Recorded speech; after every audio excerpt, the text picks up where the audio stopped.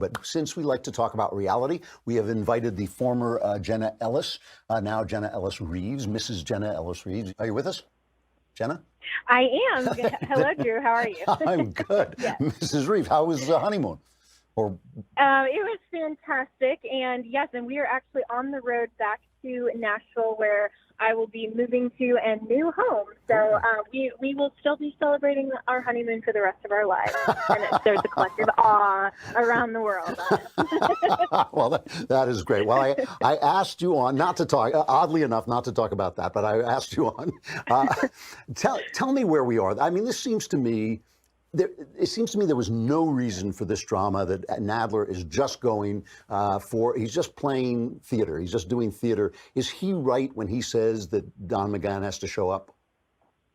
Absolutely not. And I thought that was a brilliant analogy to kabuki theater, because that's all that this is. I mean, and they're not even asserting executive privilege, but absolute immunity. This would be the same thing as if when I was in private practice and had clients for opposing counsel to subpoena me as an attorney and said, you have to come in and testify about the private conversations of counsel that you gave to your client. We have attorney-client privilege for a reason, and it's a very legitimate one, because history has taught us, and there's actually a bunch of different court cases, opinions that cite to this, that say that history has taught us that there will be a different level of candor if the person giving counsel recognizes that they may have to talk about that in public at a later date. So this is just a complete sham, and it's something that Nadler and the others are hoping that people will buy into the theater rather than recognizing what our rule of law stands for. They want to just ignore the rule of law when it suits them, to just be able to hate on Trump. So essentially what you're saying is the president has a right to counsel just like anybody else. The president has a right to personal, confidences within the executive branch. Isn't there also, it seems to me, some kind of separation of powers thing going on over here? I mean, if Trump can't say to Jerry Nadler, get over here to the Oval Office right now, because Nadler is in a separate branch of government. I mean, so why should he be able to say that to the executive branch?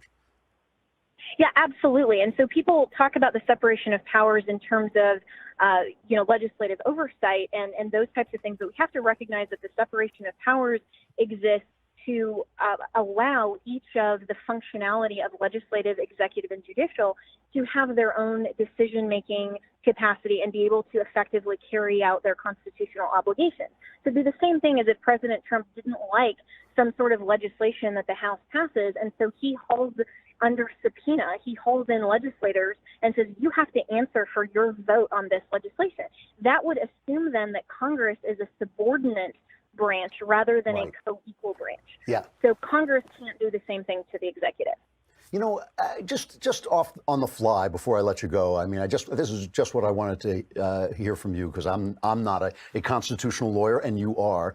But when they're talking about impeachment constantly, this high crimes and misdemeanor, I mean, this really has to be a high crime, right? I mean, it's not just something, I mean, I complained about this with Clinton. I know he committed perjury, and I know that is a serious crime, but I complained that they were going after Clinton. You know, he is the president of the United States. We did elect him. He doesn't serve at the pleasure of the House. He serves at our pleasure because we elected him.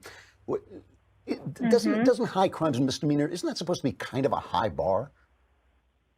Absolutely, and it has to be something that has a legitimate legal basis. It can't just be that we dislike what the American people chose in terms of their vote, or we just dislike how he is effectively carrying out his constitutional obligations. It has to be much more than that. And so all of this impeachment talk absolutely, again, is kabuki theater, and it has no basis or merit in law. And anyone who actually votes for that, that would be against, from Congress, would be against their oath of office that they swore to uphold, preserve, and protect the Constitution. They could be impeached for an impeachment vote. Okay. Jenna, thank you so much for coming on. Have a wonderful time in Nashville. I want to bring you back and talk about all the abortion fuss and everything. So once you get settled, we will talk again. But thanks very much. Sounds good. All right. Thanks, Drew. Jenna Ellis Reeves. Now we have to learn to call her that. So this is now the Mrs. Reeves spot. We used to call it the Jenna spot, but we'll just call it the Mrs. Reeves spot.